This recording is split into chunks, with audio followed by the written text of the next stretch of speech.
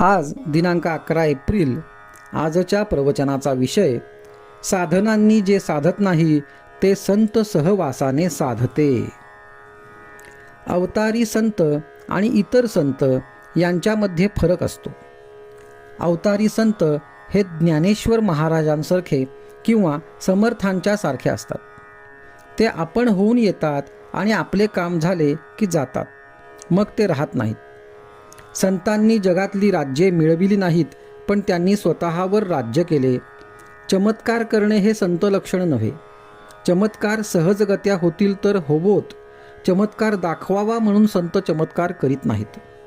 संतांची निंदा किंवा अपमान करू नये, त्यांची परीक्षाही पाहू नये, कोणाचेही वाईट चिंतू नये. दुसऱ्याचे हित करावे, हितच चिंतावे. उत्तम हित नामा वाचून अन्य कशातही नाही. म्हणून अखंड भगवन नाम जपणे ही संत संगतच आहे. सद्विचार ही एक सत्संगतच आहे. ध्यान, स्मरण, मनन आणि सद्ग्रंथ वाचन यामुळे संतांची गाठ पडून त्यांच्याशी समागम होणे शक्य होईल.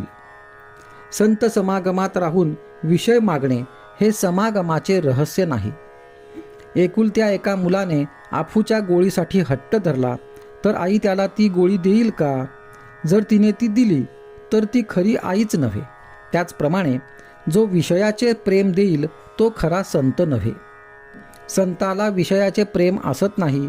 इतकेच नव्हे तर त्याचा माणूस विषयात राहिला तर त्याच्या हृदयाला पीळ पडतो. कुत्रा हाड चघळीत असताना आपल्याच तोंडातले रक्त पिऊन ते त्या हाडातून येत आहे असे समजतो आणि शेवटी त्यातच मरतो. हे पाहून जितके वाईट वाटेल त्याच्या 10 पट नव्हे अनेक पट आपण विषयमग्न असलेले पाहून संतांना वाईट वाटते. संतांनी खरे भगवंताला जाणले. जिज्ञासू शिष्य भेटला तर संताला आपले स्वतःचे सार्थक झाले असे वाटते. साधनांनी जे साधत नाही ते संताच्या सहवासात राहिल्याने साधते. मनुष्य जितका निस्वार्थी तितकी त्याची भाषा व्यापक असते. तुमच्या आमच्या घरातले लोकसुद्धा आपले ऐकत नाहीत, पण संतांची वाणी सर्व जगावर परिणाम करते, कारण ती सर्व व्यापक असते. ती अत्यंत तळमळीची असते. याच अर्थाने श्रुती सनातन आहे. जगाचे कल्याण व्हावे म्हणून ऋषी बोलले, म्हणून त्या वाणीने जगाचे कल्याणच व्हायचेच. आणि जगाचे कल्याण व्हावे असे वाटते तोपर्यंत ती वाणी राहायचीच. आहे त्यात समाधान मानणे, कोणाचाही द्वेष मत्सर न करणे, सर्व भगवतरूप मानणे, निरभिमान राहणे, सदोदित भगवन नामस्मरण करणे आणि संत सज्जन सद्गुरू यांच्याविषयी पूज्य भाव ठेवणे, या गोष्टी आचरणात आणणे हाच परमार्थ.